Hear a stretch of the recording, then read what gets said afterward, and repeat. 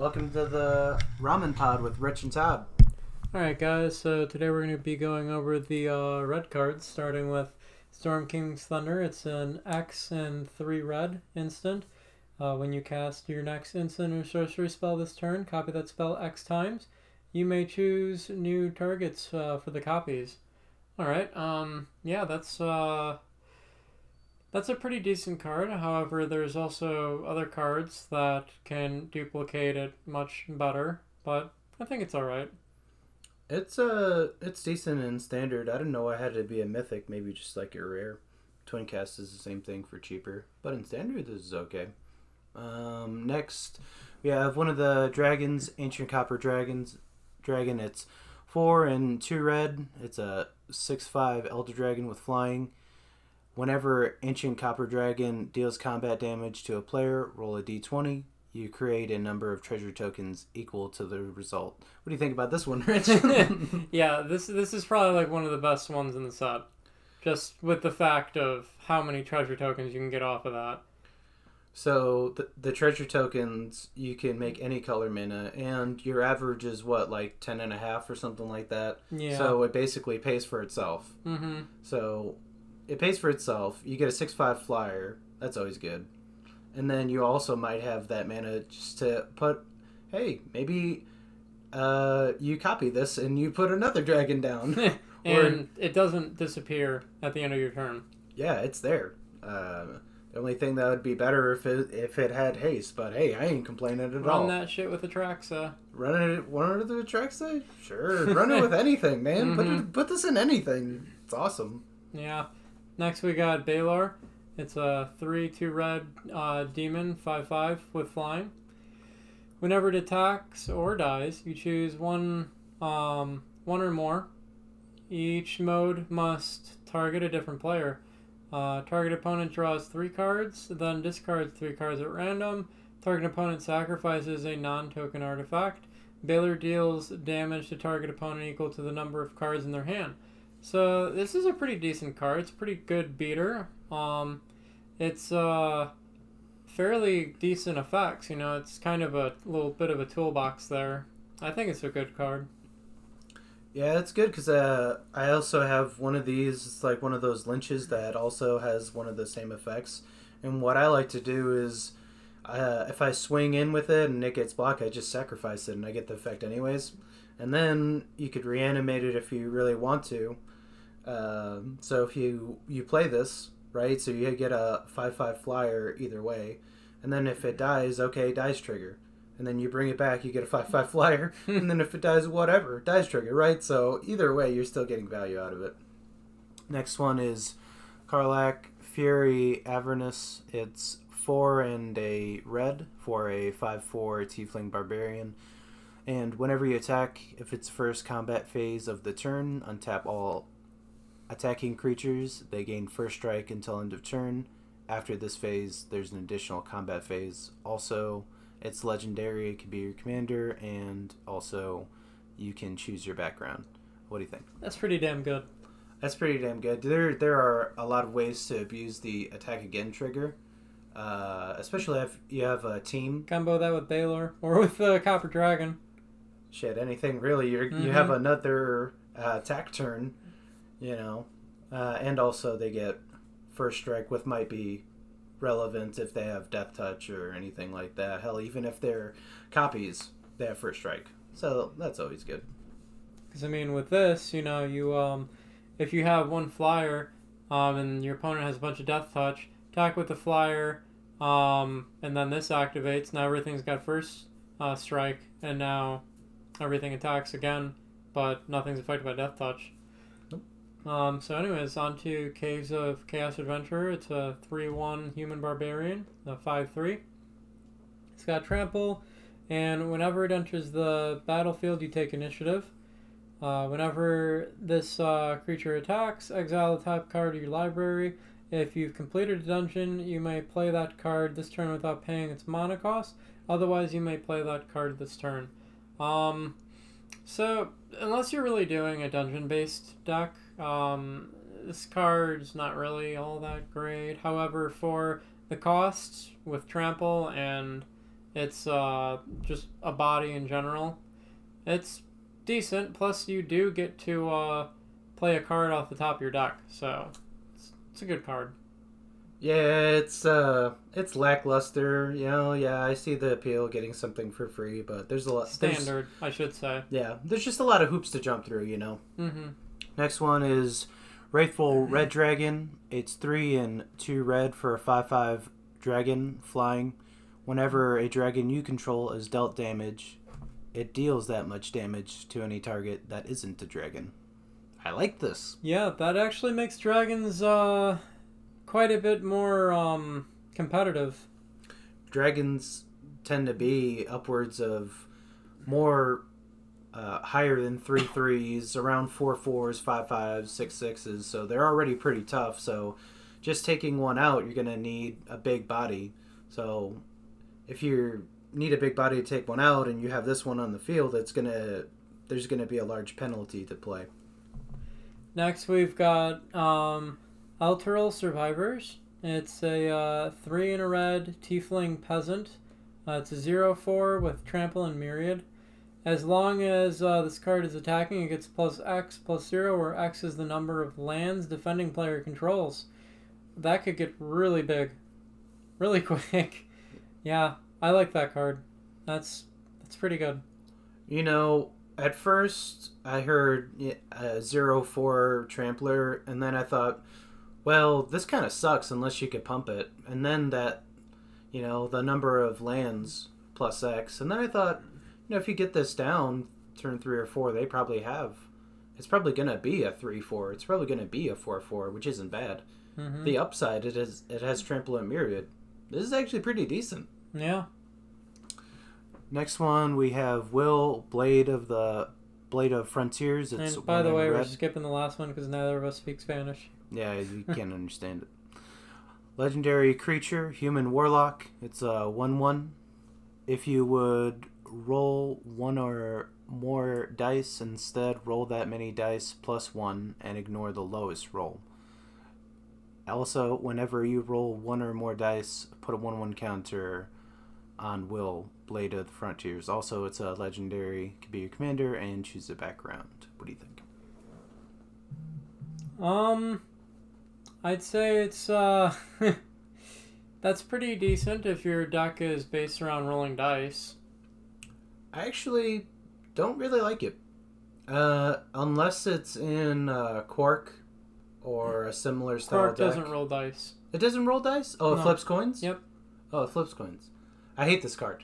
This card's terrible. I don't like it. And anyone that makes this card to prove me otherwise, good for you. All right. and that's all I have to say on the matter, sir. Next one now, since we've got that going, is Defend into Avernus. Oh, this is actually a campaign in D&D. We're not walking the line around here. We're going to say what we feel. Yeah. So it's a 2 in a red enchantment. At the beginning of your upkeep, you put 2 descent counters on Descent into Avernus. Then each player creates X creature or treasure token, and Descent into Avernus deals X damage to each player, where X is the number of descent counters on Descent into Avernus. Jeez. That's a mouthful. Yeah, they're really full of themselves. I gotta reread that one. Yeah, please do so. At the beginning of your upkeep, every upkeep, you put 2 descent counters on Descent into Avernus. So it keeps getting bigger. Okay. Then each player creates X treasure tokens, and Descent into Avernus deals X damage to each player, where X is the number of descent counters on Descent into Avernus. So they get X amount of tokens, but they also deal just as equally amount of damage to them in exchange for those tokens, more or less. Yes. Whereas, and this, at the beginning of your upkeep, so not every upkeep, but 2 counters. So 1 turn around the board, 4 counters, 6 counters. This could get out of hand, but I kind of like it, actually. It speeds the games up, right? So all those... everything that says, cannot deal damage, or you have a lot of walls or something like that. This is an equal opportunity, right? So it hits everyone, right? I actually really like this because against a deck like Krark, yeah, you are giving them treasure tokens. However, they're already gonna span off a bunch of fucking treasure tokens anyways. But I want to stay on the defensive for a little bit until I get some of my pieces. This is gonna push me not to, because a lot of the times, if you're against me, I'm gonna be sitting there just negating everything you're doing for a few turns. So, and yeah, I'm gonna build up treasure tokens off of this, but so am I. Yeah. Right. So, yeah, I like it. Next one is Fireball Flutus. It's 4 and 2 red for a 4/4 giant bard. It also has enthralling performance. When Fireball Flutus enters the battlefield, gain control of target creature you don't control until end of turn. Untap it, it gains haste and myriad. This is pretty solid. You do gain control, but till the end of the turn. It is kind of expensive. It is kind of expensive, but you know, in standard, this is good. It does have myriad as well. Take their best creature. Right, for the turn. So, you know, it's like, oh, you have a Tarmogoyf, or you have, you know, something really scary, Death Shadow, whatever. Take that for the turn. They have no blocker, right? Yeah. Or if they block it, they block their own shadow, right? I mean, it's... But would you want to play this, or would you want to play Ancient Copper Dragon? It's for the same cost. Dragon. That's the thing. Yeah. Even well, when you put it like that, even in standard, they're in the same set. Yeah. So... It's like, if you're playing red... And you have the room for, if you're playing standard, or even like in modern, you know, you're only going to have so many large costed spells. Yeah. And 6 is quite high. So are you going to play a 6 cost red that does this, or are you going to play the same cost for an Ancient Dragon? Yeah, typically, especially in red too. Typically, any deck... Like anything like 4, 5, or more has to be like a finisher. It has to more or less win you the game. And this isn't really a finisher. Also, it's in red. Like, red wants to win turn 3. So it's probably not even going to get the mana to play this. This probably should have been green. Yeah. It's a giant bard 4/4. But the effect, I guess the effect wouldn't really make sense. Haste. Could do blue, too. Blue. It should have been a blue, I think, because of the fact that it takes the opponent's stuff. Untap. That's blue. Myriad, I think that's just a... That's like everything. Yeah, that's a keyword. Alright, so next we got Wand of Wonder. It's a 3 and a red artifact. It's got 4 tap for its ability is roll a d20. Each opponent exiles cards from the top of their library until they exile an instant or sorcery card. Then shuffle the rest into their library. You may cast up to X instant or sorcery spells from among cards exiled this way without paying the mana cost. That's pretty good. And the fact that it's an artifact and you can keep doing that, that's good. So 1 to 9, X is 1, 10 to 19, X is 2, and 20, X is 3. Even if you just keep doing this every turn. And it's 4 mana for one of any sorcery or instant. Yeah, the artwork is trying to a little trippy. Yeah, I like it. I think this is a good card. It's decent. It's decent. It is 4 and another 4, but it's a good effect for 8. Also replayable every turn. Do this infinite mana tap untap effects on artifacts, prevalent. And you're using other people's stuff, and people don't like that. And if you have a deck that can unlimited mana, unlimited tap, you can literally play through every one of your opponent's instant and sorcery spells from their deck. Like, I could put this in Brea, but there's better options. And in Modern, 4 and another 4 to do this seems a little high. So, even though I like the card, it's a little narrow, right? I don't know if it's going to see a lot of play. I think it's good, but you are right on that. Next one is Will's Reversal. 2 and a red for an instant. Let's see if it's like Narset's Reversal.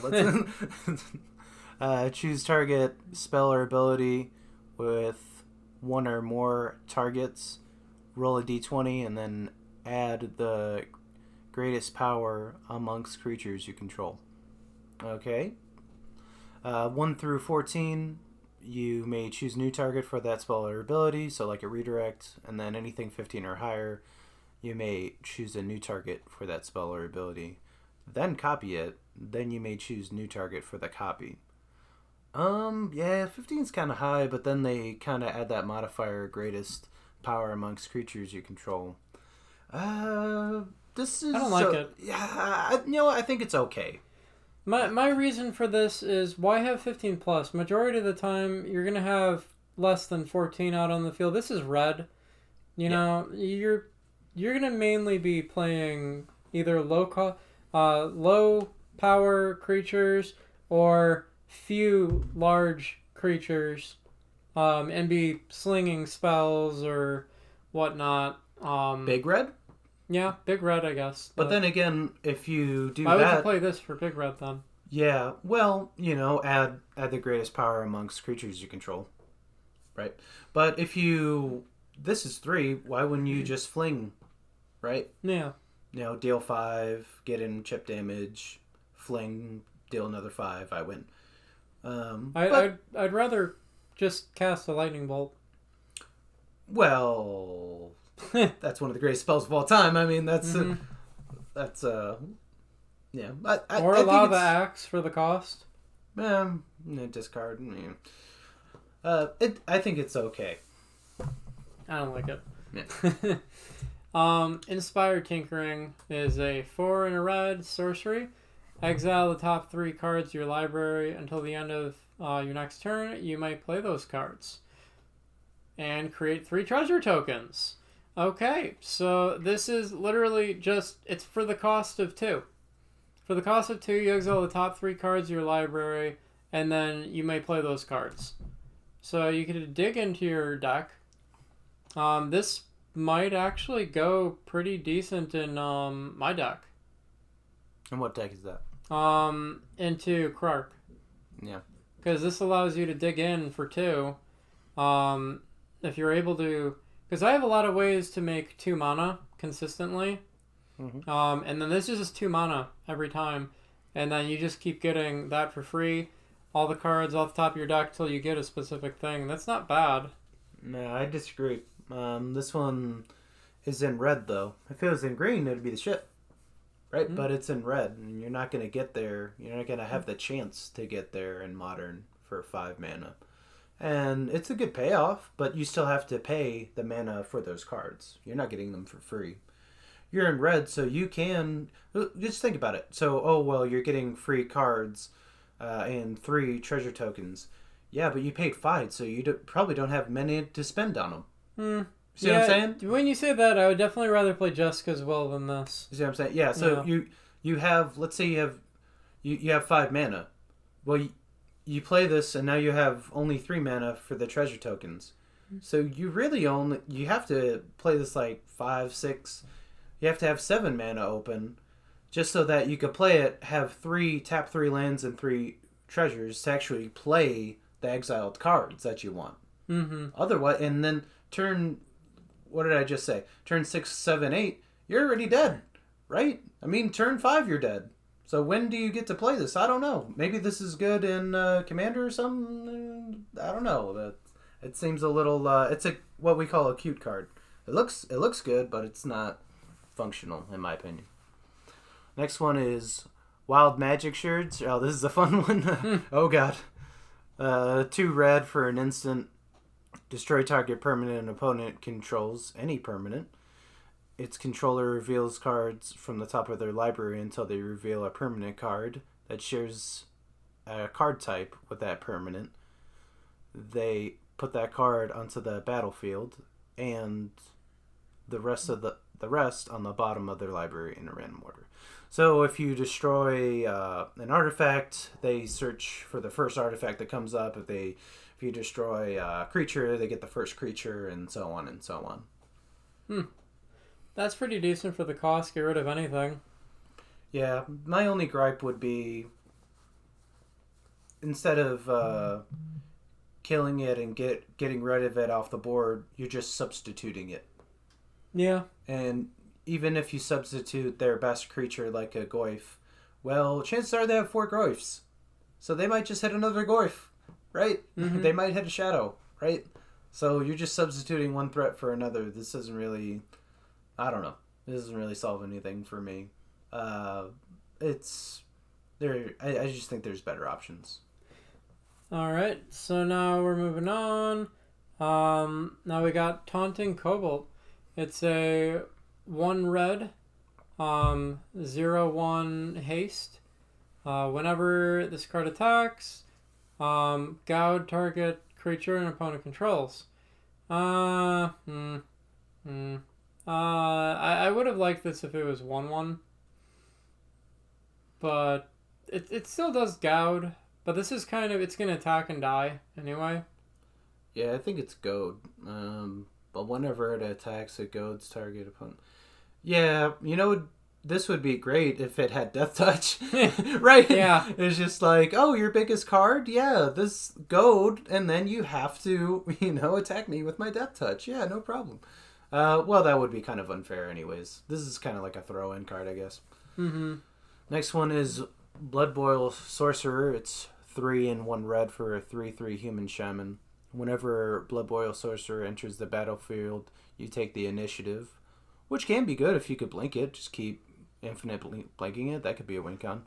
Also, it has Crowd of Madness, an activated ability. You can pay 1 and a red, sacrifice an artifact or creature, and then go target creature.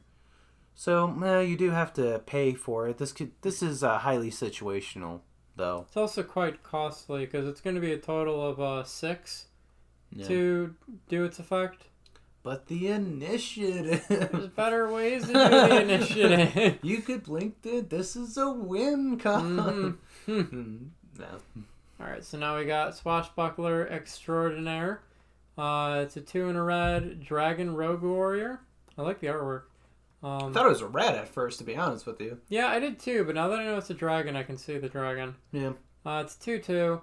When Swashbuckler Extraordinaire enters the battlefield, create a treasure token. Whenever you attack, you may sacrifice 1 or more treasure tokens. Why would you want to? When you do, up to that many target creatures gain double strike until the end of the turn. I guess that's kind of okay. I'd rather just keep the treasure token, though. Yeah, I mean, 3 for a 2/2 is not that bad. And then you could also blink this for hella tokens. Yeah. That might be a better option, actually.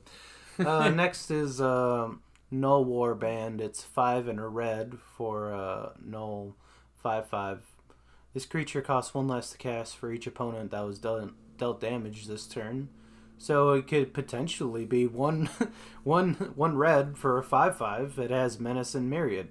Those are just 2 solid things on there, isn't it? I think this is a little too costly for me, but hey, in standard, maybe you might make this this could be your finisher actually. Yeah, but I mean, there again, Ancient Copper Dragon. Yeah, even in the same, it's just like nothing really compares, It would be different if it costed 1 less. Oh, okay, I got some budget. For budget, yeah. For budget, but there you go. What is the cost of Copper Dragon right now? I don't know, but it's more than Warband, that's for damn sure. Yeah. But it's kind of the same thing, in my opinion, where, you've got this really powerful 6 cost in the same color. Mm-hmm. Why, if you're playing competitively, ignoring budget and everything right now? Obviously, no tribal. I mean, obviously, no. Yeah, Null Tribal. Okay, we'll go with that. Yeah, I mean, the meta is just full of them. Oh my god. It's a good card, I just wish it costed less. Yeah, well, I think we say that about every card, though, don't we? We do. I just wish it cost 1 less mana. I think they know that. In a release without the Ancient Dragons, this would be a better card. Well, you say, it's like, I wish it cost less. Well, it has... reduce the cost on it. It could literally be 1 red for a 5/5 Menace Myriad. Yeah. I mean, damn, Rich, what are you... All right, well, now we got a friend of ours' favorite card, Thunderwave. Thunderwave. 2 and 2 red sorcery, roll a d20. 1 to 9, Thunderwave deals 3 damage to each creature. kind of costly for that. 10 to 19, you may choose a creature. Thunderwave deals 3 damage to each creature not chosen this way. Why can't it just be just the second one? Thunderwave deals 6 damage to each creature your opponent controls. I would have liked it more if it was just the second effect. I mean, half the time it is the second effect. Yeah. And then if you nat 20, this is a great board wipe. Mm-hmm. I mean, a one-sided board wipe if you hit the nat 20. Yeah, if you hit the nat 20. But Yeah. either way, if you're playing in red, what was it, Red Weenie, I think? Well, whatever it is. Yeah. Honestly, I don't think it's actually that bad. Mm-hmm. Red doesn't have any board wipes is a thing, right? Yeah. So, and then dealing, like, if you pay 2 to deal 2 to every creature, paying 4 to deal to 3 to every creature with upside doesn't seem that bad. Mm-hmm. And I know it's a little situational and everything because it's a sorcery. It's not an instant. I get it. Yeah, if it was a sorcery or an instant, I probably wouldn't mind as much paying 5 for it. Well, it's 4, but... Yeah. I know that. I'm just saying, I probably wouldn't mind as paying 5 if it was an instant, just because of the board wipe. You know what? If it was an instant, it would be a good card. Mm-hmm. But since it's not, it's just meh. Yeah. It's an okay card.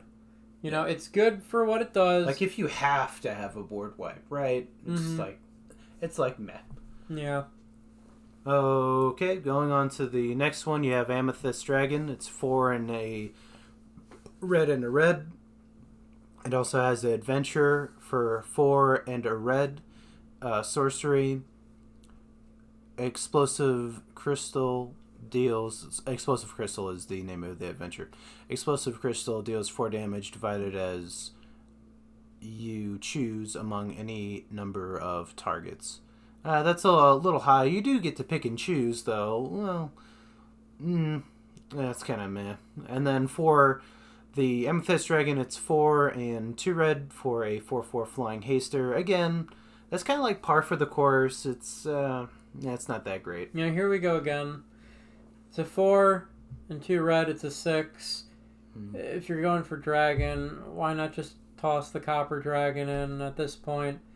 You know, there's so many 6-costed reds in here, and you're placing it against something that is already 6, that's just so high up there on the scale. Why, if you're going to go with dragon, why not have your main dragon be Ancient Copper? You know, there's no reason to run this. And yes, it's 2 cards in one, but there's better removal.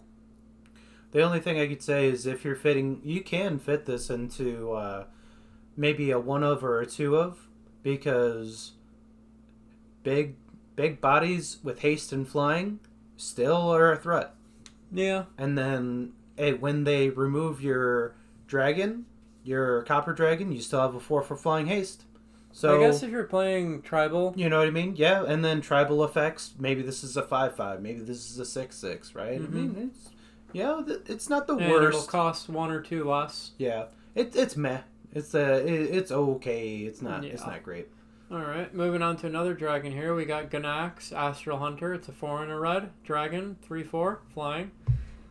Whenever this card or another dragon enters the battlefield under your control, create a treasure token and choose a background. So it can be your commander. There's better choices for that.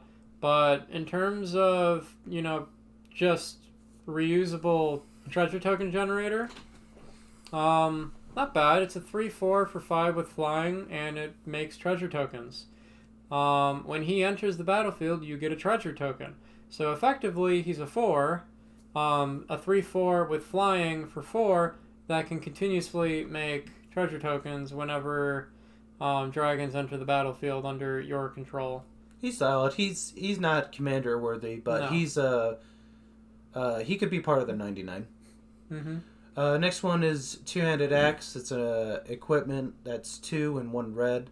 It also has an adventure on it called Sweeping Cleave. It's 1 and a red instant. Target creature you control gains double strike until end of turn. So, an instant, 2 mana gives it double strike. Yeah, that's meh. And then, of course, the two-handed axe, it's 2 and 1 red. Also, it says on the equipment, whenever equipped creature attacks, double its power until end of turn, and it costs 2 to equip. That one's pretty nice, though. Yeah. Then again, you are spending 5.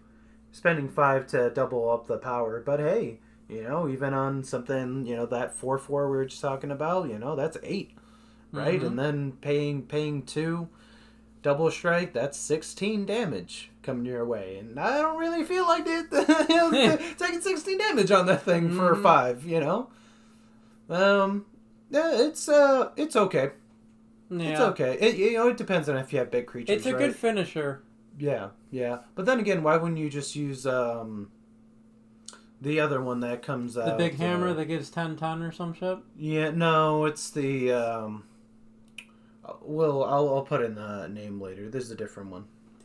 Alright, so now we got Amber Gristle Amal. It's a 3 and a red legendary dwarf cleric, 3/3. It's got haste, and whenever this card attacks, you may discard your hand. If you do, draw a card for each player being attacked, and then choose a background. So I guess this is a legendary, so you can only have 1 on the field. So whenever it attacks, you may discard your hand. If you do, draw a card for each player being attacked. It doesn't have Myriad. No, it doesn't. This card sucks. Yeah, it does. You discard your hand, then you draw 1 card. Yeah, and even if it had Myriad, you would draw, 4 cards? 3 cards? Mm-hmm. It doesn't seem worth it at all. No. Next one is Gut, True Soul Zealot.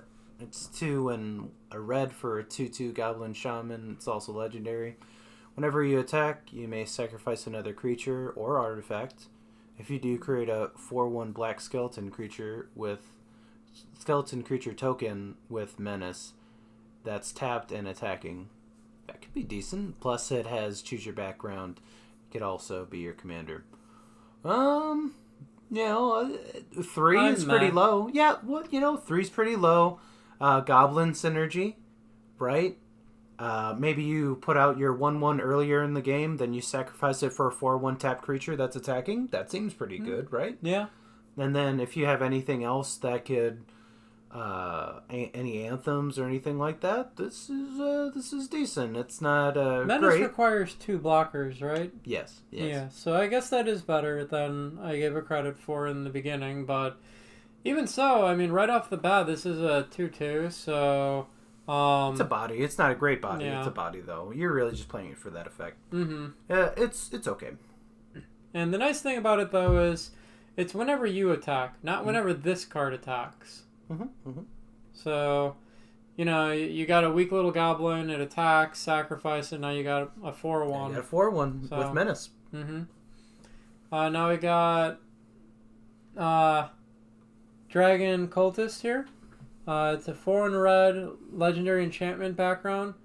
Commander creatures you own have at the beginning of your end step, if a source you controlled deals 5 or more damage this turn, create a 4/4 red dragon creature token with flying.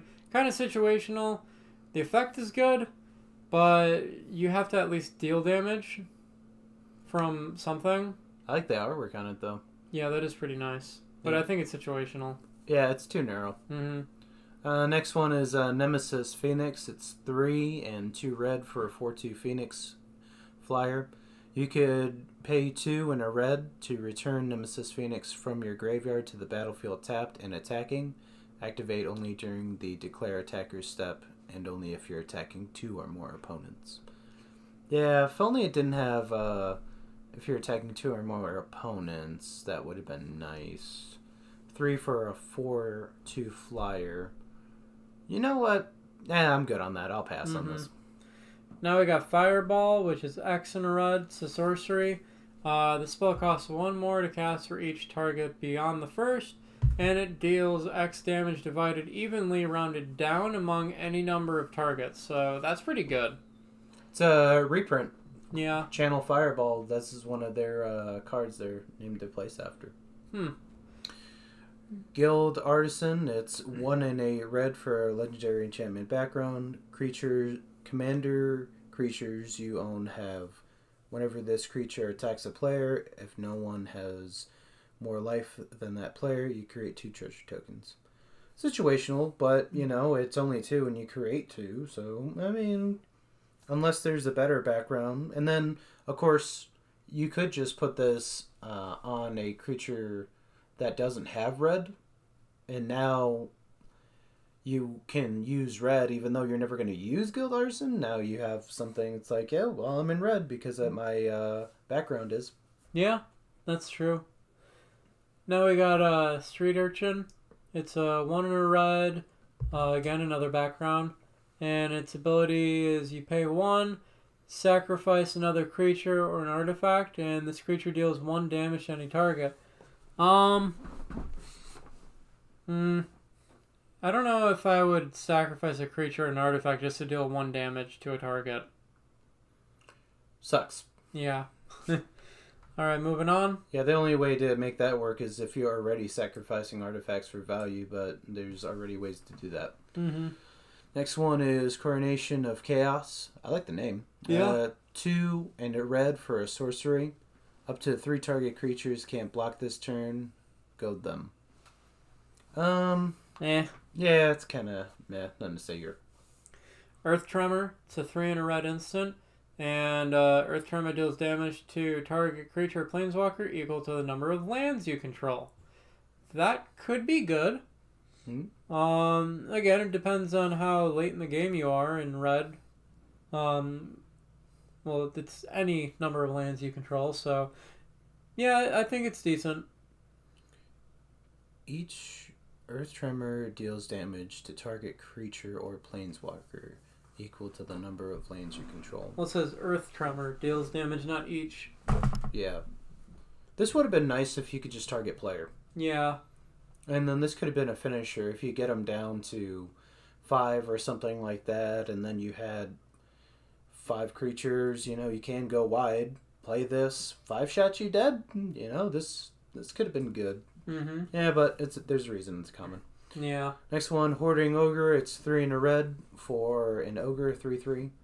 Whenever Hoarding Ogre attacks, roll a d20. Charlie, come in there.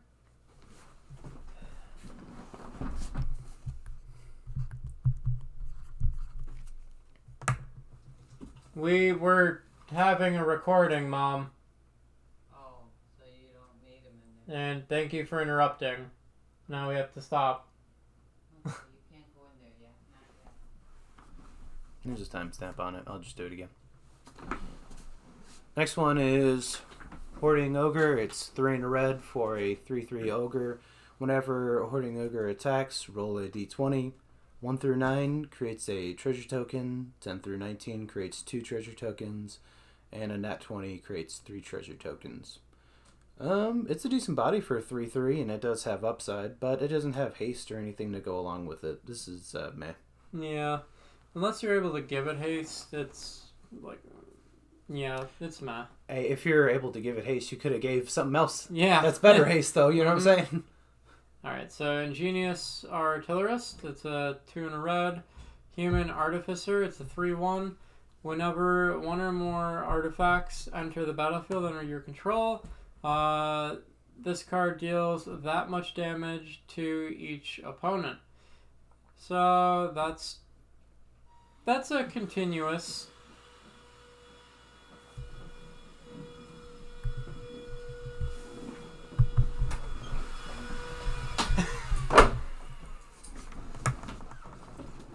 Seriously, Ma, you couldn't wait until we're done with the recording?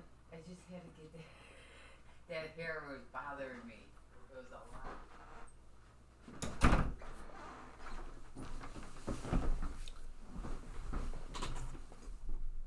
Start at 40. When it hits 40, start at 40. Which card? Artillerist.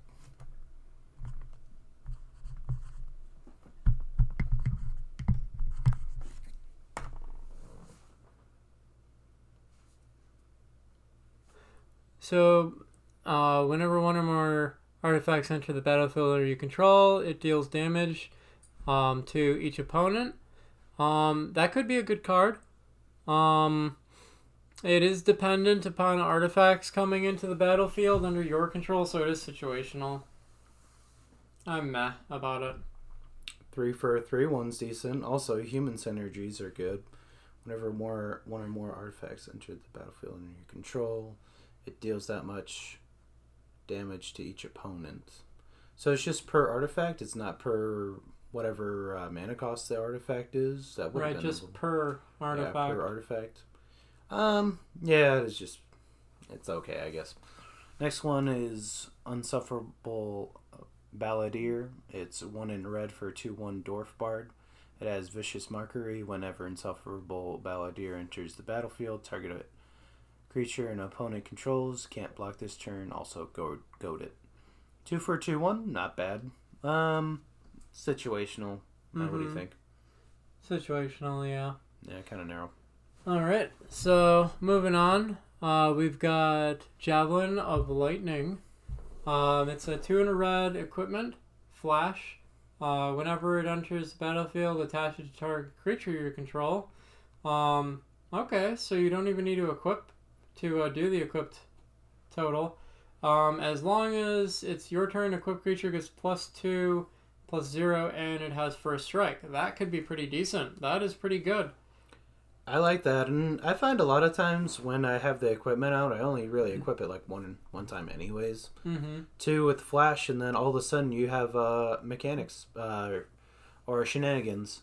So now the thing, you go to block something, and then all of a sudden it has +2 power. Oh, great! This thing dies and my thing lives. Great. And this not only is it good for attacking, but it's good for defending too. If your opponent's attacking with a Death Touch, you can block it with this. First strike, get rid of it. First strike, and it doesn't matter how much toughness you have because you're going first. Mm-hmm. Next one is Pack Attack. It's 2 and a red for an instant. Attacking creatures get +X/+0 until end of turn, where X is the number of players being attacked. Also draw a card. What do you think? No? Nothing? Well, you do draw a card, though. yeah, you right? draw a card, but it's for 3. Well, you would pay 2 to draw a card. No? I would, yeah. And I guess red doesn't really draw too much. And then, so if you would pay 2 to draw a card, would you pay 1 red to also gain the effect of attacking creatures at the end of the turn get +X? Probably +1. Well, yeah, unless it's in Commander, but if the Commander has bigger options. Yeah, it's too narrow. Mm-hmm. No, next. Alright, so next we got Patron of the Arts. It's a 2 in a red Dragon Noble. It's a 3/1, and when this card enters the battlefield or dies, create a treasure token. So you can blink it. Mm-hmm. That's something. So it's a 3/1 for 2, basically, at that point, when it enters the battlefield. Well, when it dies, you also get 1. Yeah. And 3 for a 3/1 isn't terrible. Like it to be a 3/3, but it's a decent effect. Mm-hmm. You gotta love the artwork too. What is this? Yeah. It's okay. My mother owns the museum. Reckless Barbarian. It's 1 in a red for a 2/2 Dragon Barbarian. Okay. Sacrifice Reckless Barbarian. Add 2. This is good. This is good. So with these. Sacrifice yourself for mana. This is always good because you play it, and then if you need something like a bigger threat later on down the line, you could just sacrifice it and then use that threat. Mm-hmm. So yeah, so this is basically just walking mana at that point. yeah, and then hey, you could. It's a deterrent. If people try to swing in with you, imagine having 2 or 3 of these down. People try to swing with you, it's like, yeah, but he could block with the barbarians, and then when they don't attack you because they're scared, just sacrifice both of them, extra 4 mana, bang bang, now you got your dragon. Yeah. Alright, so now we got Shiny Impetus. It's a 2 in a red aura. Enchant creature. enchanted creature gets +2/+2 and is goaded. And whenever enchanted creature attacks, you create a treasure token. Alright. Well, you're probably going to be attacking anyways if you gave it +2/+2. It's going to be attacking every turn. Attach this thing to whatever the fuck you want. And get treasure tokens. So, I like it. It's okay. I probably won't play it, but it's aight. Next one is Stringing Bard. It's 3 and a red for a 0/4 Dragon Bard with Defender. Whenever Stringing Bard enters the battlefield, you take the initiative. Also, it has Mantle of Inspiration. You could tap it, and the effect says target creature gains Menace and Haste until the end of turn. Dragon Bard's cool and everything, but this is just a wall, man, that gives Haste at 4, you know? This could have easily just been a wall that's 2 mana that says tap, give something haste. That would have been a lot better, but I don't know. Yeah. Alright. Moving on, we got Tavern Brawler. It's a 2 and a red background. Commander creatures you own have, at the beginning of your upkeep, exile the top card of your library. This creature gets +X/+0 until the end of the turn, where X is that card's mana value. You may play that card this turn. I mean, if you're playing, what is that called? The equipping commander. Yeah, variation. is it the soldier? Voltron. No? Oh, Voltron. Yeah. That could be a decent Voltron. Well, the thing about these backgrounds is the creature has to say background. Mm-hmm. And I haven't seen any Voltron-worthy ones on there. Yeah. Next one is T-Mat's Fanatics. It's 4 and a red for a 4/3 Dragon Warrior with Haste and Myriad. This is just a simple card. I like it. There probably better options? Sure. If Dragon is can somehow be viable, this seems good. Haste, Myriad, decent body, 4/3. Nothing really to talk about, but this is good. This is a decent card. Yeah. Alright, now we got Warehouse Thief. It's a 3 and a red Tiefling Rogue. It's got an activated ability. You pay 2 and tap it. Sacrifice an artifact or creature. Exile the top card of your library. Until the end of your next turn, you may play that card. So the one thing that I do kind of like about it is that you can play it until the end of your next turn. Mm-hmm. So it's still there, Yeah, you're paying 2 and everything, so you're totaling, you're doing 6 to get a... Technically, you're paying 6 and a card to exile and then play that card within the next basically 2 turns. But that's kind of costly. It does sacrifice something. Unless you're doing a deck that's based around sacrificing, I think it's kind of meh. It would be meh if it wasn't for the fact that some artifacts want to die. And you could get some artifacts, when they die, they give you a card. Or... It's also a 4 for a 4/2. Yeah, well, I would actually like it better if it was a 3/3. That way it couldn't just get shocked. It can also sacrifice itself if need be. Hell, even a 1/4, actually. Yeah, think about it. And then next turn you can play that card. Yeah, but you still have to pay the mana cost. Mm-hmm. Next one is You've Been Caught Stealing. It's 1 and a red for a sorcery. You choose one, either Threatened by the Merchant, which is each creature blocks this turn if able, or you could choose Bribe the Guards, where you create a treasure token for each opponent who has dealt damage this turn. Yeah, either way, this card, I don't like it. Mm-hmm. Alright, so now we're moving on. Now we got Breath Weapon. It's a 3 and a red instant, and this card deals 2 damage to each non-dragon creature. Given the fact that, as you said before, red doesn't really have a board wipe, this is pretty decent. 3 for 2 damage to all non-dragons. I like it. Yeah. Not much to say, but, non-dragon. There's not too many dragons in Modern. Next one is Young Red Dragon. It has a adventure called Bathe in Gold. pay 1 in a red for an instant adventure, create a treasure token, which on its face, you know, you lose 2 to gain 1, but then you also fixes you. Yeah, that's kind of meh. And then Young Red Dragon is 3 in a red for a 3/2 flyer, but can't block. Yeah, this is just a throw-in to a dragon deck. If you already had something that'll make it cheaper, so it is 2 in a red for a 3/2 flyer, but then again, it can't block either. Yeah, it's there's reasons coming. Do like the artwork though. Yeah, that Artwork's is cool. pretty pimp. But apart from that, yeah. Alright, so now we got Ganassi Enforcers. It's a 1 in a red elemental shaman, 1/3 with Myriad, and its activated ability is 1 in a red. Creatures you control named Ganassi Enforcers gain +1/+0 until the end of the turn.